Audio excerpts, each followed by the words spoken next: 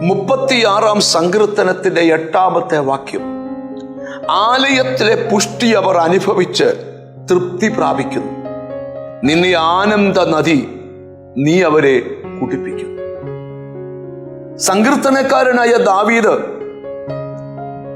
36 സങ്കീർത്തനം ചമയ്ക്കുമ്പോൾ താൻ പരിശുദ്ധാത്മ നിയോഗിതനായി വെളിപ്പെടുത്തുകയാണ്, ആലയത്തിലെ പുഷ്ടി അനുഭവിച്ച് തൃപ്തരാകണം.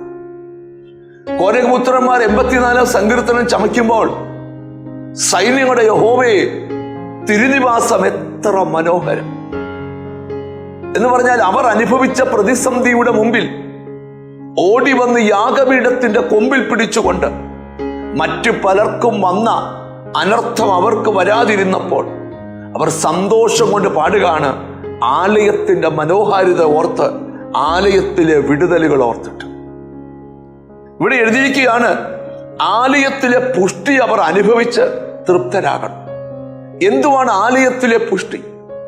ഒരുവൻ ദൈവത്തിന്റെ സന്നിധി വരുമ്പോൾ അവൻ ഏറ്റവും കൂടുതൽ ആത്മീക ഭോജനം ലഭിക്കുന്നത് ദൈവത്തിന്റെ ആലയത്തിൽ വെച്ചാണ്. പ്രാർത്ഥനാ കൂടിവരവുകളാണ്, ആരാധനാ സ്ഥലങ്ങളിൽ വെച്ചാണ് ഏറ്റവും വലിയ ആത്മീക ഭോജനം കൊണ്ട് അവൻ തൃപ്തനാകുന്നത്. സങ്കീർത്തനക്കാരൻ പറയുക, വലിയ കൊള്ള കണ്ടു കിട്ടിയതുപോലെ ഞങ്ങൾ നിന്റെ വചനത്തിൽ സന്തോഷിക്കുന്നു. യോബ് പറയും, ആഹാരത്തെക്കാൾ അധികമായി നിന്റെ വചനത്തെ ഞാൻ സൂക്ഷിക്കുന്നു. അതിന്റെ കാരണം എന്താ? ഒരു ദൈവപൈതനെ തൃപ്തനാക്കുന്നത് ദൈവവചനവും പരിശുദ്ധാത്മ സാന്നിധ്യവുമാണ്. അതെവിടെയാണ്? ദൈവമക്കൾ കൂടി വരുന്ന ആലയത്തിൽ വെച്ചാണ് ആലയത്തിലെ പുഷ്ടി കൊണ്ട് തൃപ്തനാകുന്നത്. നിന്റെ ആനന്ദ നദി നീ അവരെ കുടിപ്പിക്കുന്നു.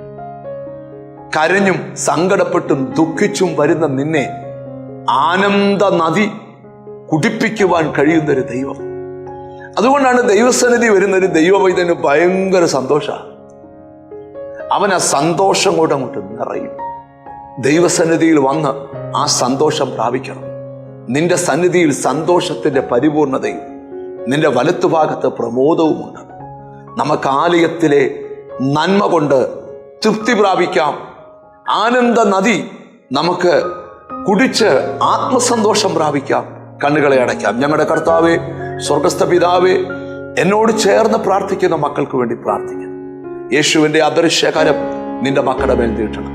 നിന്റെ മക്കളെ പരിശുദ്ധാത്മാവ് കൊണ്ട് നിറയ്ക്കണം. ഈ ദിവസങ്ങളിൽ കർത്താവേ, ആലയത്തിലെ പുഷ്ടി അനുഭവിച്ച് തൃപ്തരാകണം. എന്നോട് ചേർന്ന് പ്രാർത്ഥിക്കുന്ന മക്കളെ നിന്റെ നാമം ചൊല്ലി പിതാവിന്റെയും പുത്രന്റെയും പരിശുദ്ധാത്മാവിന്റെ നാമത്തിൽ അനുഗ്രഹിച്ച് പ്രാർത്ഥിക്കണം.